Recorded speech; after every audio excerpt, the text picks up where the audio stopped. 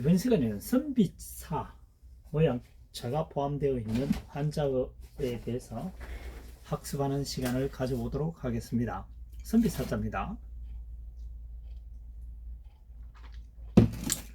열십이죠. 열십은 10개를 의미하지만 많다는 것을 의미합니다. 많다는 의미입니다. 자, 많은 사람보다도 한 사람이 현명하고 똑똑한 사람이 선비라는 얘기입니다. 과거에는 선비는 글을 알았지만 일반 서민들은 글을 모르는 사람들이 굉장히 많았죠. 굉장히 많다기보다도 거의 95% 이상은 글을 몰랐습니다. 과거 수백 년 전에는. 그래서 많은 사람보다도 한 명이 똑똑하다는 것은 선비라는 얘기죠. 그래서 선비사자가 되겠습니다. 두 번째, 선비사의 마음심입니다. 선비가 올바른 마음을 가지고 있다고 하는 것은 어떤 확고한 신념, 확고한 뜻을 가지고 있다는 뜻입니다. 과거에 급제해야 되겠다든가, 과거에 급제하게 되면 백성을 위해서 헌신을 해야 되겠다든가, 뭐 주로 아름다운 얘기가 많이 나오는군요. 어쨌든 선비의 마음은 어떤 뜻을 가지고 있다는 얘기입니다. 그래서 뜻지자가 되겠습니다. 세 번째, 기쁠 희자입니다. 악기 이름 주자입니다. 악기 이름 주자는 입구자를 제외한 것이 악기 이름 주자입니다. 악기 이름 주죠. 악기를 입에다가 갖다 대니까 어떤 소리를 내게 되겠죠. 그것을 듣고 사람들은 좋아한다. 그래서 기뻐할 희, 좋아할 희 하면 되겠죠. 네 번째, 매될 결자입니다. 실사변이죠. 길할 길입니다. 길한 그 길이 실로서 맺어준다 라고 설명을 해도 되고요. 또 선비사자죠. 입구 한 번 더 분해하면은 선비가 입으로 말해서 실로 연결해 준다는 라고 해도 되겠죠. 선비가 입으로 말하여 실로서 연결시켜 준다, 또는 실을 이용해서 좋은 것끼리 맺어준다, 맺을결 되겠죠. 길할길은 선비가 길할길이죠. 선비가 있고 말하는 것은 보통 좋은 말을 많이 해준다. 물론 못된 선비도 있겠지만 여기서는 훌륭한 선비를 지칭합니다. 다섯 번째, 목숨수자입니다. 목숨수, 선비사 장인공 입구 마디초연입니다. 선비의 목숨도 하나고 장인의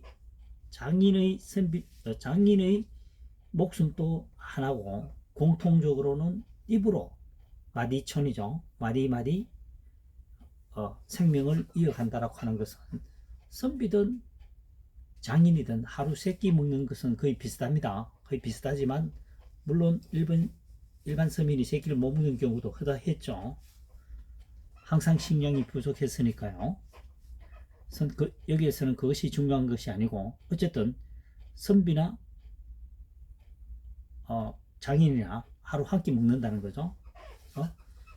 선비도 한 목숨, 장인도 한 목숨, 입으로 목숨을 유지하기 위해서 마디마디 이어나간다 라고 하는데, 여기서는 정확하게 이야기하면 하나의 일이 아니고 구결자야입니다.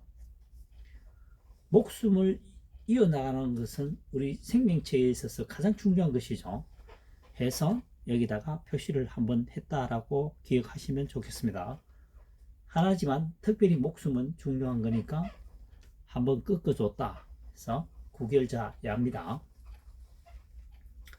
여섯 번째, 멀원자입니다. 갈착이죠. 갈착,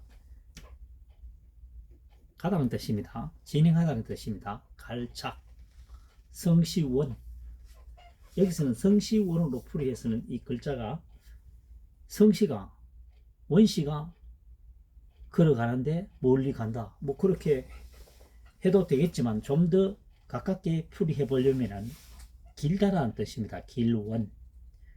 길게 걸어가니까 멀리 간다는 얘기겠죠. 뭐가 길다라는 뜻이냐? 원칙적으로는 여기에서는 옷이 길다라고 보면 됩니다. 길원자가 된데 이 입구와 한을 빼면은 어디자가 되죠. 옷이 길다라는 뜻입니다. 여기서는 어쨌든 길게 걸어가니까 먼 길을 간다 해서 멀 원자가 되겠습니다. 일곱 번째, 성인 성자입니다. 성인이라고 하는 것은 좀 존귀한 사람, 그렇죠. 일반 사람과 조금 다르다. 부처라든가 뭐 예수라든가 뭐 이런 쪽 성인이라고 하죠. 그래서 귀이, 입구, 맡길림이죠. 짊어질림, 맡길림입니다. 성인은 귀와 입을 맡긴다는 거죠. 그래서 자기 주관만 펼치는 것이 아니고 상대편의 의견을 존경해 주는 사람일수록 성인에 가까워진다. 이렇게 보시면 되겠습니다. 성인성, 귀와 입을 맡기는다. 또는 성인에게, 성인이 아무래도 아는 게 많으니까요. 일반 서민층들이 어떤 고민이라든가 어떤 문제를 해결하기 위해서 성인에게 귀와 입을 맡긴다는 뜻이죠. 그래서 성인 성자가 되겠습니다. 귀와 입을 맡길 수 있는 사람은 성인이다. 성인성 되겠습니다. 여덟 번째, 흑토입니다. 흑토, 열십이죠. 일본에 많다는 의미를 가지고 있었죠. 많답니다. 하나일은 숫자 하나를 의미하기도 하지만 땅 또는 하늘을 의미하기도 합니다. 여기서는 아랫부분에 사용되기 때문에 땅으로 풀이하면 좋겠습니다. 땅 위에 많은 것이 자라고 성장할 수 있는 것은 흙이 존재하기 때문이다. 그래서 흑토가 되겠습니다. 8번은 흑토. 땅 위에 많은 것이 성장하고 자랄 수 있는 것은 흙이 존재하기 때문에 해서 흑토가 되겠습니다. 마지막으로 맡길 임자입니다. 사람인 변이죠. 맡길 임, 클 임입니다. 여기서는 크다, 성대하다 라고 풀이하는 것이 좋겠습니다. 사람은 큰 사람에게 맡긴다는 거죠. 그래서 믿음직하고 튼튼한 사람에게 의지한다는 것도 의지한다는 뜻입니다. 사람은 큰 곳에 맡긴다.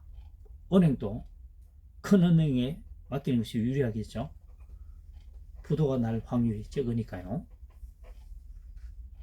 자, 다시 한번 설명해 보도록 하겠습니다. 선비사, 모양자가 포함되어 있는 한자 학습을 설명하는 시간입니다. 선비사자입니다. 열십이죠. 많다는 의미, 많은 사람보다도 한 사람이 똑똑하다. 사람이 누구냐면은 선비다라는 거죠. 많은 지식을 가지고 있고 어떤 해안을 제시하기도 합니다. 2번 뜻지자입니다. 선비사자죠. 선비의 마음은 마음심이니까요. 선비의 마음은 항상 어떤 뜻을 가지고 있다. 확고한 의지를 가지고 있다. 그래서 뜻지자입니다. 과거에 해서 입신양면을 하겠다든가 아니면 후계자를 양성하겠다든가 여러 가지 뜻을 가질 수가 있겠죠. 그래서 세 번째는 기쁠 희자입니다. 악기 이름주, 악기 이름주입니다. 악기 이름주 플러스 입구죠. 악기를 입에 갖다 대니까 어떤 소리가 화음이 나죠. 상대방에게 기쁨을 준다 해서 기쁠 희자가 되겠습니다. 기쁠 희. 그 다음 뇌절결입니다. 실사변이죠. 실사변. 길할 길입니다. 시를 이용해서 길하다고 하는 것은 좋다는 의미입니다. 상스러운 얘기입니다. 좋은 것끼리 시를 이용해서 묶어준다. 묶을결, 매절결 되겠습니다. 또는 한 번 더 분해해 보면 실사변의 선비사 입구입니다. 선비가 말하여, 선비가 말하여 너는 이해하고 조합하는 것이 좋겠다. 너도 이축하고 비와 연결하면 좋겠다. 이렇게 맺어준다는 뜻이죠. 매절결이 되겠습니다. 그 다음 5번째 목숨수입니다. 선비사 하나일 장인공 입구 마디촌입니다. 선비나 장인이나 목숨은 하나입니다. 목숨은 하나이기 때문에 동일하게 입으로 마디마디 끼니를 이어간다는 거죠. 우선 목숨을 유지하기 위해서 그렇다. 근데 사람의 목숨은 존귀하니까 하나지만 특별한 것이니까 한 번 더 하나에서 한 번 더 아래로 꺾어주니까 이 한자어는 엄밀히 따지면 구결자야가 됩니다. 구결자야. 그 다음 6번째 멀원자입니다. 갈착이죠. 갈착. 그 다음 성시원입니다. 성시원.